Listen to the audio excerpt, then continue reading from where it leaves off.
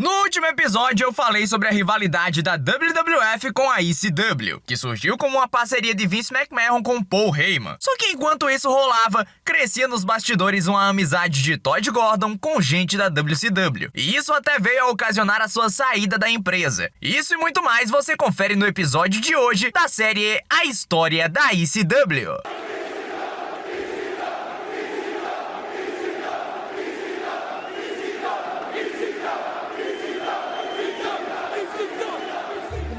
A explicação pública dada por Paul Heyman para a saída de Todd Gordon da ECW foi que ele estava sentindo a pressão de ser pai de 4 filhos, tocar um projeto familiar e ser comissário da ECW. Então ele renunciou ao cargo na empresa de wrestling. Só que a história vai bem além disso. Em 1997, já havia uma forte tensão entre Paul Heyman e o executivo da WCW, Terry Taylor. Em 1996, o Taylor chamou o Sandman de viciado em drogas na WCW Hotline. O Heyman ameaçou-lhe de processo, só que ele se explicou publicamente de que estava se referindo ao personagem e não ao intérprete. Só que o Todd Gordon não via o Taylor como um inimigo, apesar de que em 1997 ainda haviam os rumores de que ainda havia um infiltrado na empresa levando os talentos para a WCW. E os dois principais suspeitos, por ironia do destino ou não, eram o Todd Gordon e o Paul Heyman, os próprios chefes. Apesar disso, o Kevin Sullivan sempre falou que a iniciativa partia dos próprios lutadores, porque eles almejavam contratos seguros, pagamentos mensais garantidos, enfim. Lá pelo final de 1996 surgiu a autoproclamada Clique da Filadélfia, com Todd Gordon, Sabu, Sandman e Bill Alfonso. E nesse contexto, o Sabu estava se tornando alguém muito difícil de lidar nos bastidores. Pessoas próximas a ele e ao Heyman já disseram que um dos motivos para o Sabu ter se tornado heel lá no Barely Legal era para que, se ele eventualmente saísse, os fãs não tratassem como a perda de um herói. Já o Gordon, que estava cheio de problemas e um dia até apareceu com metade do bigode raspado, apesar de ter vendido a sua parte da empresa pouco antes dos cheques começarem a ser dados pela HHG Inc., ele ainda estava na folha de pagamento da empresa e reclamava muito do dinheiro que todos recebiam nos pay-per-views, apesar de muitos acharem que ele fazia aquilo por puro ego, para provar que aquilo não ia dar certo. A maioria dos lutadores não conhecia a realidade dos pagamentos das provedoras de pay-per-view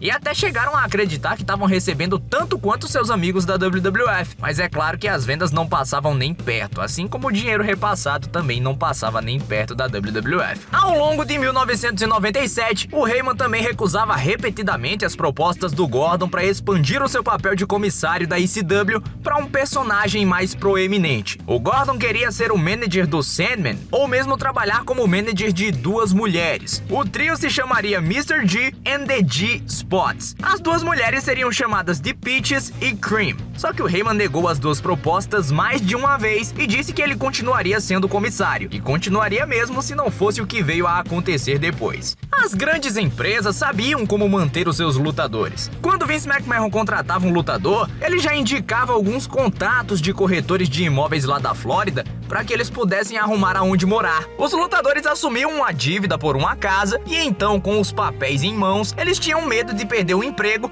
e não desafiavam o chefe. Dinheiro é uma boa forma de controlar pessoas hostis. Só que o Paul Heyman não tinha esses contatos e a empresa passava longe dos contratos milionários para lutadores. Isso deu brecha para o Gordon tentar um golpe que devastaria a ECW. Em 1997, o Todd Gordon estava tentando vender ao Terry Taylor da WCW a ideia de um angle de invasão similar ao da NWO, só que com lutadores da ECW. O Taylor amou a ideia e perguntou ao Gordon o que o Heyman achava disso. Só que o Gordon disse que o Heyman, em hipótese nenhuma, poderia saber disso. Se ele tomasse ciência daquilo, não seria somente o fim dos planos, mas o fim da passagem do Gordon pela empresa. O plano original era levar consigo o Sandman, o Bill Alfonso e o Perry Saturn. Só que por algum motivo o Gordon tentou se aproximar do RVD e do Sabu, e assim que os dois souberam dos planos, eles ligaram pro Paul Heyman. Sabu sentiu o cheiro da furada e o Rob Van Dam estava feliz com o seu iminente lugar como top babyface numa empresa que não lhe regularia. Fora que o Paul Heyman defendeu o RVD na frente do Vince McMahon, o maior promotor da época. Lealdade é tudo. O Heyman até reuniu um grupo com Bubba Ray Dudley, Tommy Dreamer, Tess e alguns outros nomes para que eles ouvissem ele confirmando a versão por meio do telefone. A prova definitiva veio de contatos importantes do Heyman.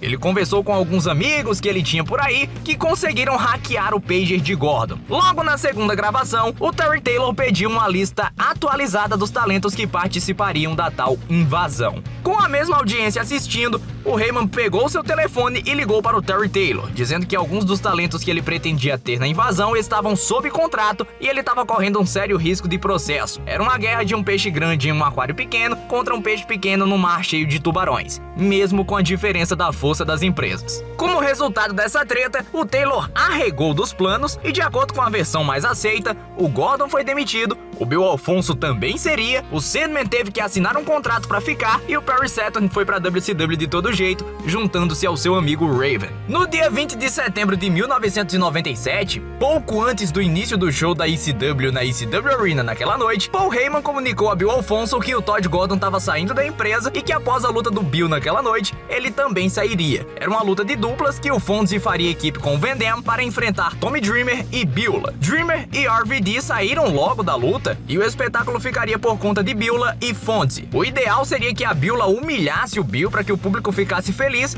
e o seu personagem tivesse um fim adequado. Só que o Bill teve a performance da sua vida. Ele sangrou como nunca e tomou quedas como nunca também. E o Paul Heyman não tinha mais moral para demitir ele depois disso. Paul e Todd Gordon se negavam a falar de mal um do outro mesmo após a saída de Todd da empresa. Até porque foi o Gordon quem deu o emprego para o Heyman. Eles genuinamente mantiveram uma relação de amizade por muitos anos. Mas em 2005, o Todd Gordon declarou para amigos que o Heyman havia lhe tomado a empresa que ele fundou. Só que no final das contas, nenhum lutador ou associado teve uma explicação concreta do que foi que motivou a saída repentina do Gordon. A saída do Todd Gordon culminou em uma espécie de separação nos bastidores. Haviam dois grupos nos vestiários da ECW, que era o grupo da Filadélfia, com os originais da época de Gordon, como o Sandman, e o grupo de Nova York, com os homens do Paul Heyman, como o Tess, por exemplo. Estes dois grupos tinham alguma animosidade entre eles, só que eles não eram tão influentes quanto os grupos que se formavam dentro da WWF e da WCW. O clima ficou um pouco diferente nos bastidores, com o Heyman e a sua capacidade de virar a situação para o seu próprio benefício, mas muitos dizem que foi uma mudança de ares necessária. Todd Gordon era contrário à expansão da ECW e discordava de que a única forma da empresa sobreviver era se metendo no meio das grandes e também crescendo nacionalmente, para que assim eles parassem de perder talentos para as duas maiores concorrentes. Outra coisa que revoltava o Gordon era a forma do Paul Heyman tocar os negócios. Por vezes os lutadores ficavam sem passagens ou mesmo sem hotel por pura displicência do Heyman. Mas a ausência do Gordon não impediu o show de continuar, e a ECW começou a receber novos talentos, como o exilado da WWF, Al Snow, que tinha chamado a atenção na época como Leif Cassidy nos New Rockers. Ele começou a falar com uma cabeça de manequim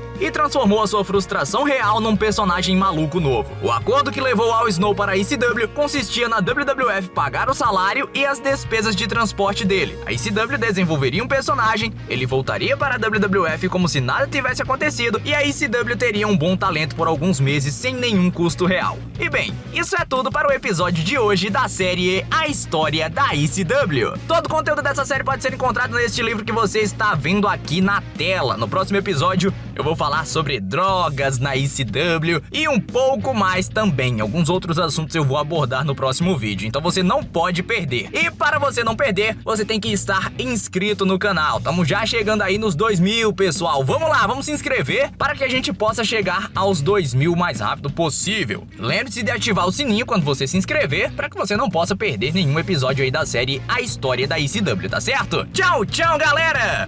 Fui!